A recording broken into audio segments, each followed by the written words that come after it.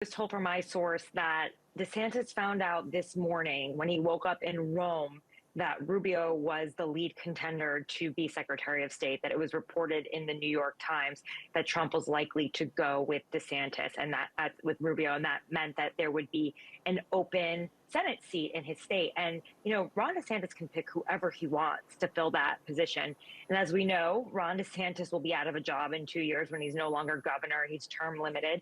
And a lot of people think that he could appoint himself or appoint a placeholder, someone like his chief of staff or maybe the attorney general of the state for that role when he's ready to run for secretary, for Senate, a place where he could, you know, potentially serve out the rest of his political career. But he learned this morning that this seat would be open, and throughout the day, it was communicated to him through allies of Trump that Lara Trump is interested in the role. And as you can see, the Trump family is clearly thinking about politics as a franchise, and they are getting their players out there in all different places throughout the political sphere. Yeah, and I should note Rubio has not been formally picked by Trump. And what I mean by that is I've even heard from people who they've got the call from Trump, but until he says it publicly, they're not confident that they've actually got the job. And he hasn't said that publicly about Rubio yet. What are you hearing in Trump world about how this Rubio decision is going down and how some people are not very happy about it? Well, there are a lot of people in the kind of grassroots America First MAGA wing, the so-called loyalists, who feel like he passed over Rick Grenell, who has a worldview that's much more similar to theirs. For an establishment hawk like Marco Rubio, that's how they see him. They believe that Rick Grenell was there with Donald Trump after January 6th when Marco Rubio was on the Senate floor condemning him for what happened on January 6th. Appropriately, but they see him as someone who has not been loyal, you know, the way that Rick Grenell was with him for the past 8 years, whereas Marco Rubio ran against Donald Trump.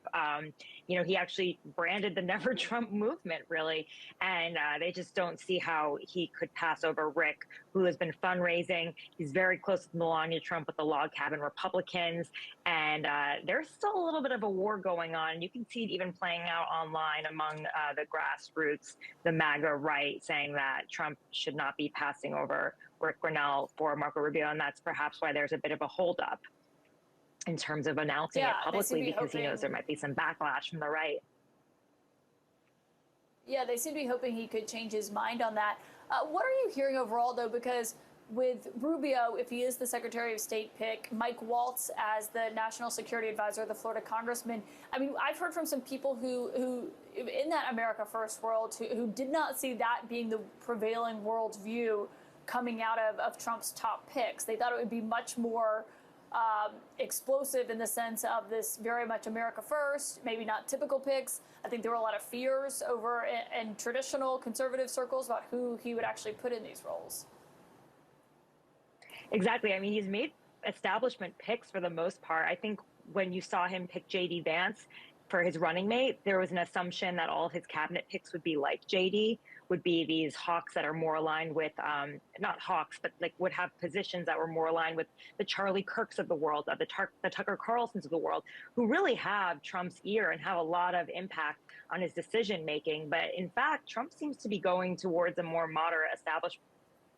And I think that shows the impact of Susie Wiles, who has a longstanding relationship with Marco Rubio and who actually comes from more traditional Republican circles.